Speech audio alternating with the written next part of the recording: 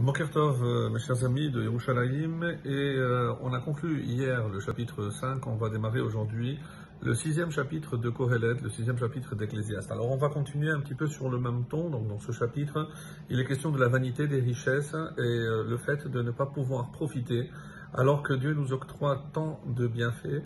Malheureusement, pour des raisons diverses, comme on va le voir au début de ce chapitre, Akadosh Baruch Hu nous empêche donc de profiter de tous ces biens. Alors évidemment, c'est un malheur, puisque ne pas pouvoir profiter de tout ce que l'homme possède est finalement une sorte de malédiction. Alors on va voir donc déjà le début du sixième chapitre, le verset 1. Il y a un mal que j'ai vu sous le soleil. Verabahi al ha'adam, et il est grand, donc ce mal, ce malheur, il est grand al ha'adam pour l'homme.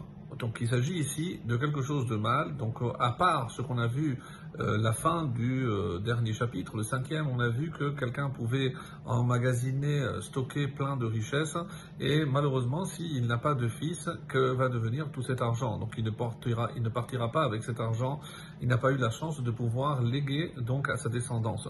Alors ici, donc même si on a des fois des enfants, donc on va voir que c'est pas toujours on va dire un exemple de bonheur.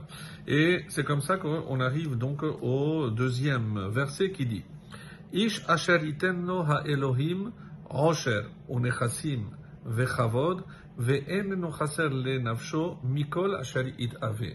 Donc ici c'est exactement l'inverse. Donc il s'agit de quelqu'un, voici quelqu'un à qui Dieu donne richesse, ressources, des biens, gloire, à qui rien ne manque pour lui-même de tout ce qu'il désire.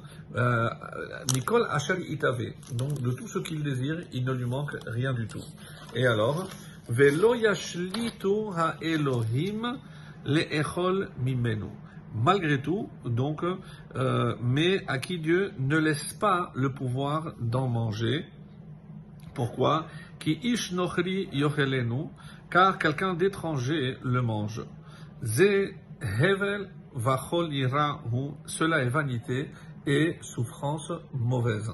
Donc ici, pourquoi ce serait un étranger qui va profiter de tous ces biens? Malheureusement, parce qu'il s'agit de quelqu'un qui n'a pas laissé de descendance. Et aujourd'hui, étranger, on peut imaginer qu'il s'agit de quelqu'un qui, ne laissant pas d'instruction, tous ces biens retournent à l'État. Donc si quelqu'un a un grand héritage ou des biens et il n'a pas laissé d'instruction, donc tout revient finalement au pouvoir public, c'est-à-dire à un étranger. Et alors il a finalement lutté toute sa vie pour accumuler des biens dont personne ne profitera. En tout cas, ce sera quelqu'un d'étranger, pas quelqu'un de sa famille. Alors, quelle peut être à ce moment-là sa satisfaction? Et c'est comme ça qu'il dit Ish nochri zar velo mizarao. Ce n'est pas quelqu'un de sa descendance, mi pene sheu chasur banim, parce qu'il s'agit ici de quelqu'un qui malheureusement n'a pas eu d'enfant. Yochelenu yehene minaosh raze, que ça veut dire qu'il va le manger. Autrement dit, quelqu'un d'autre va profiter, va tirer profit de tous ces biens. Et autrement dit, c'est ce qu'il dit, Vezehevel, pourquoi Kiramalo Hayalarik? On se rend compte que finalement tout son effort, tout ce qu'il s'est efforcé durant toute sa vie a été en vain. En vain, Vacholira, et pourquoi une grande souffrance? Chez Enlo Takana, qui chen nigzar alav min hashamaim. Et ici, les commentaires rajoutent, parce qu'il faut qu'ils comprennent que c'est le fait de ne pas malheureusement avoir d'enfants, c'est un décret du ciel.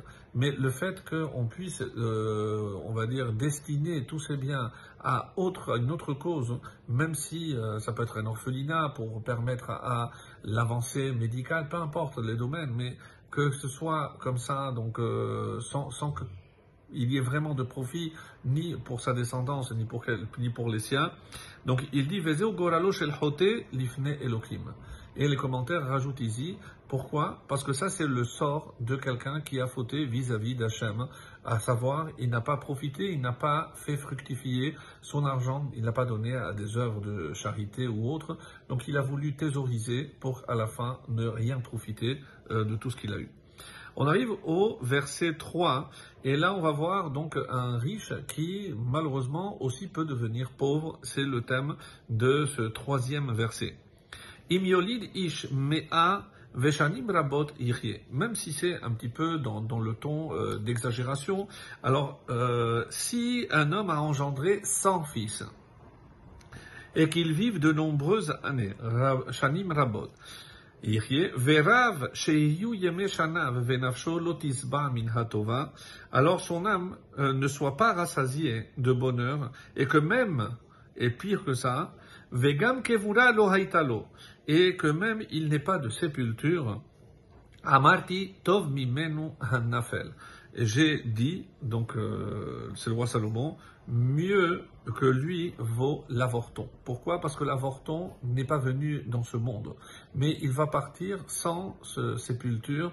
Et alors imaginez donc qu'est-ce que ça veut dire? C'est que le nafel est met terem olam. Il est mort donc avant de voir la lumière de ce jour. Venitman ba adama miyad imtseto merechem imo, et on sait qu'il est même lui